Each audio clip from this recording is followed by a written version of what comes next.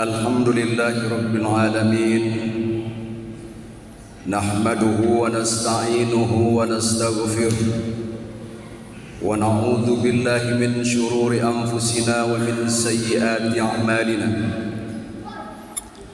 من يهده الله فلا مضل له ومن يضلل فلا هادي له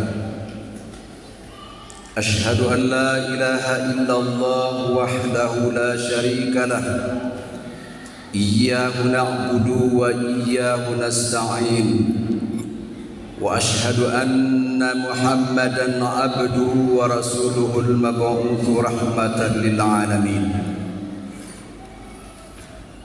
اللهم صل على سيدنا محمد وعلى آل سيدنا محمد أما بعد قال الله تعالى في القرآن الكريم يا أيها الذين آمنوا اتقوا الله حق تقاته ولا تموتن إلا وأنتم مسلمون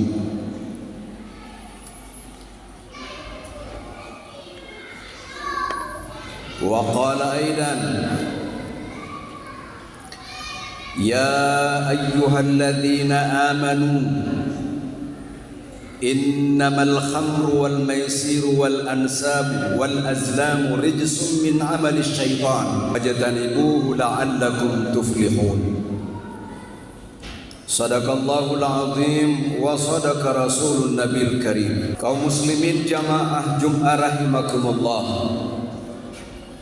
Kita bersyukur kepada Allah Subhanahu wa taala. Alhamdulillah diberikan kesempatan, kesehatan, dicerahkan imannya untuk hadir berjamaah di hari yang dimuliakan oleh Allah Subhanahu wa taala. Salam dan selawat tercurah kepada junjungan Nabi besar Muhammad sallallahu alaihi wasallam. Karena perjuangannya menegakkan agama Allah, membawa kita dari dunia yang gelap gulita kepada dunia yang terang benderang seperti hari ini. Di negeri yang kita cintai ini banyak peristiwa perbuatan yang meresahkan bagi kehidupan kita. Kejahatan meresahkan, dan yang terakhir meresahkan kita adalah judi.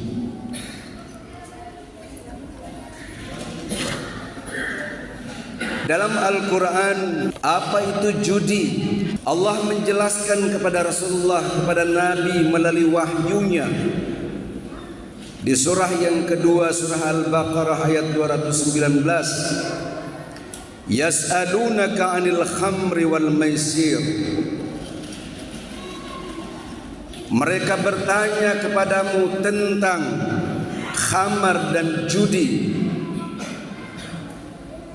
Qul fihima ithmun kabir.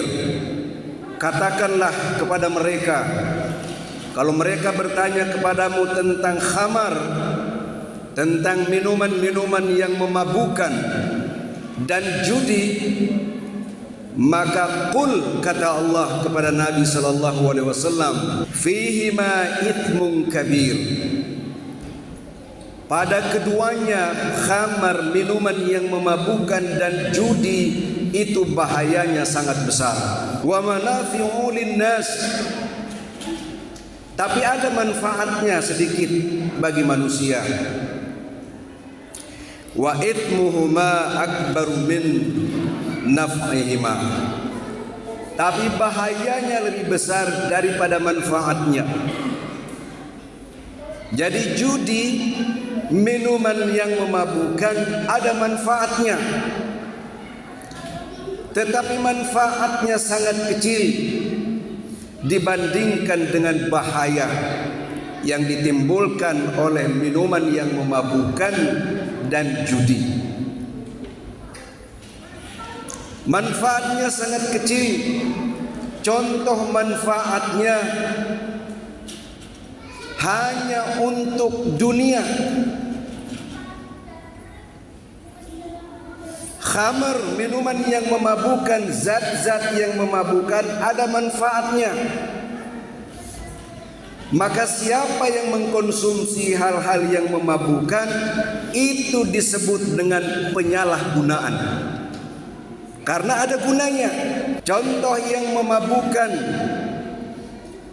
seperti sabu-sabu.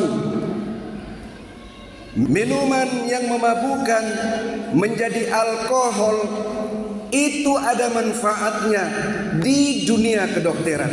Sabu-sabu ada manfaatnya untuk bius kalau orang dioperasi. Tapi itu manfaatnya di dunia. Begitu pula judi, ada manfaatnya, tapi manfaatnya hanya di dunia saja.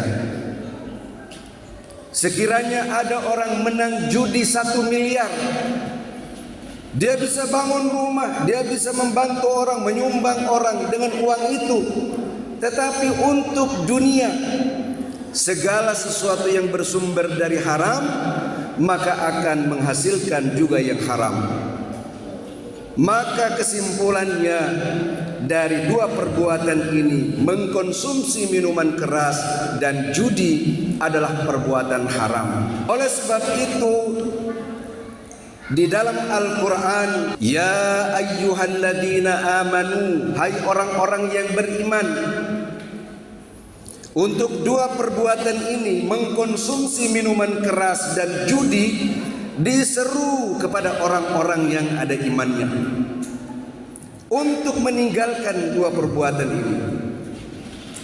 Ya ayyuhalladzina amanu, hai orang-orang yang beriman, innamal khamru wal maisiru wal ansabu wal azlamu rijsun min amalis syaitan. Sesungguhnya khamar, minuman yang memabukkan, judi, kurban untuk berhala, mengundi nasib adalah perbuatan keji dan termasuk perbuatan syaitan. Fajtanibuhu la'allakum tuflihun. Jauhilah dua perbuatan itu agar kamu beruntung. Ada sebuah syair. Kalau saya menyebut syair ini, semua orang tahu siapa yang menulis syair itu, dia dan siapa yang melakukan syair itu. Judi, kalau kau menang, itu adalah awal dari kekalahan. Judi, kalau kau kaya, itu adalah awal dari kemiskinan.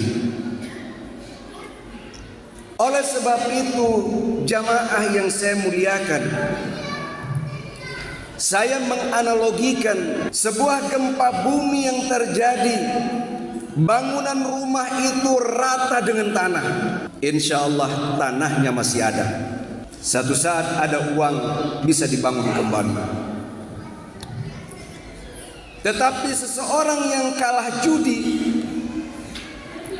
rumahnya jatuh ke tangan orang lain, sudah pasti ikut serta dengan tanahnya. Maka ada ungkapan, lebih bahaya judi daripada gempa yang meluluhlantahkan bangunan. Gempa yang meluluhlantahkan bangunan rata dengan tanah, insya Allah tanahnya masih ada, bisa dibangun kembali. Tetapi orang yang kalah judi, rumahnya dijual. Karena kalah judi, pasti tanahnya ikut serta dengan rumahnya, jatuh ke tangan orang lain.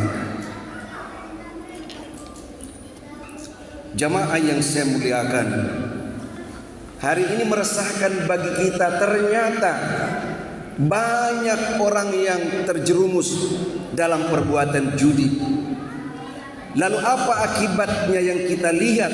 Orang yang kecanduan, ketagihan main judi, pertama, rusak mentalnya. Bagaimana kerusakan mental orang yang ketagihan judi? Kata Nabi SAW, tulul amal, panjang angan-angannya, dia selalu menghayal menjadi orang kaya. Kerjanya menghayal terus ingin menjadi orang kaya tanpa kerja keras, tanpa peras keringat, tanpa banting tulang.